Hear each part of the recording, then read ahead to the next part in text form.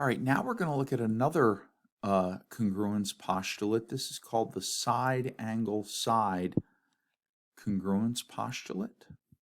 And it's abbreviated SAS, okay? And here's what it says. If two sides of a triangle, so last time with the side, it had to be all three sides.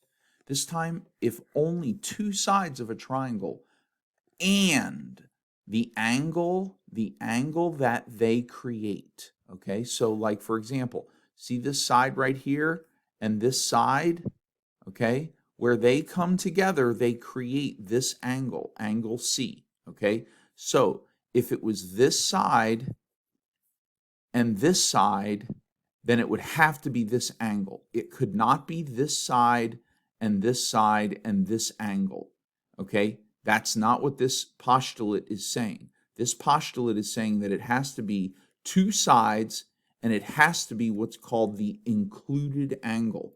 And that's why it's called the side angle side, okay? If it was an angle and then two other sides, now we have something like that, it would be called the angle side side postulate. But this is the side angle side postulate, okay? And the side angle side postulate says that if two sides and the angle that they create, okay, so it's got to be the angle that's in between the two sides, okay, where at the angle that they create, where they meet. If those three things, two sides and an angle, are congruent to their corresponding parts on another triangle, then those two triangles are congruent. So if this side, which corresponds to this side on DEF, if those are congruent, okay, congruent, congruent, and if this side, which corresponds to this side on triangle DEF, if those two are congruent, and the angle in between, if this angle is congruent to this angle. Now I'm going to show you something. What we'll do is we'll draw a little arc and we'll put a slash through it, just like we put a slash through the sides. In fact, we could put 3 slashes if we wanted to. You know, if you're going to be confused by the 1 slash and the 2 slash, we'll put 3 slashes. But honestly, it doesn't have to be. You know, we can just put 1 slash through it. So this means that that angle C is congruent to angle D. This means that this side is congruent to this side, and this means that this side is congruent to this side, okay? So we have side, angle, side. And over here we have side, angle, side. Then what we can say is that triangle ABC is congruent to triangle DEF by the side angle side postulate, okay? And so now let's look at a couple examples how we can understand this a little better. Okay, look, we have this triangle ABC and we have this triangle DEF. Remember, A, B, C. That's how we name a triangle based on its points. Triangle DEF. Okay, so this is triangle ABC, this is triangle DEF. And we want to show that triangle ABC is congruent to triangle DEF. Okay? And we're saying suppose that A is equal to 21. So that's this side right here. So let's say that A is equal to 21. Okay? Then it says C is equal to 40. Okay? So that's this side right here. So we're saying suppose C is equal to 40. And then it says suppose angle B, which is the angle between them, it's the angle that's created by side A and side C. And that's what we need. So it's saying suppose angle B is 47 degrees. So we're saying that this angle right here is 47 degrees, okay? And we want to show that ABC is congruent to triangle DEF. Well, if that's true, then we need the side that corresponds to A. So it looks like A is the shortest side. So E is the shortest side over here. So E would have to be equal to 21. C over here is the longest side. And so the longest side over here, which is F, would have to be equal to 40. Also, the angle that's created by F and E is angle D. And so we would need angle D to be equal to 47 degrees.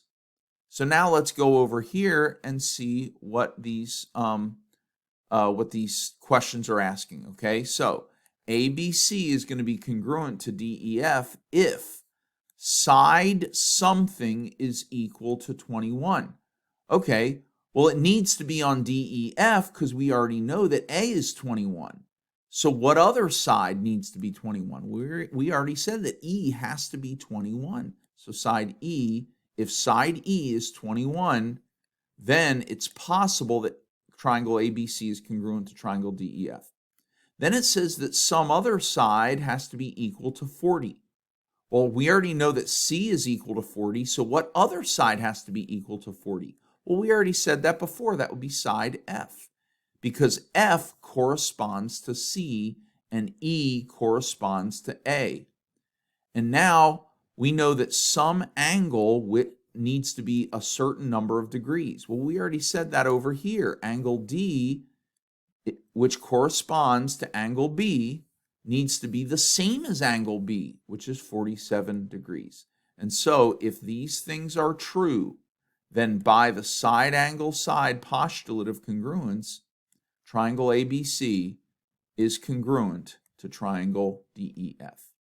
Let's do one more example. Okay, in this example, I want to point something out. We saw this before. Because angle A is a part of two different angles, we cannot call either of these angles angle A. We have to give them a more specific name, a more detailed name. So this angle on the left is angle BAC. We can't just say angle A. It's BAC. It's this angle, BAC. It's made by the lines BA and AC.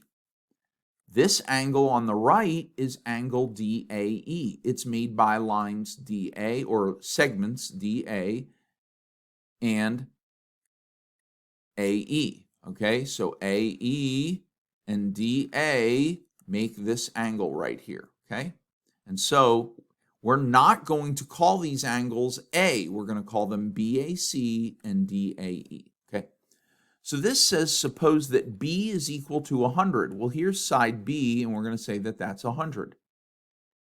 Side C is equal to 62, and that's right here, so this is 62. And angle BAC, that's this one right here, okay, is 53 degrees. So this angle right here, okay, angle BAC is 53 degrees, okay? And so what we want to know is, we want to see what would have to be true for triangle ABC to be congruent to triangle ADE. This is ABC, this is ADE, okay? Well, C is 62, B is 100, and the included angle is BAC. So what side corresponds to C? Well, it looks like E corresponds to C.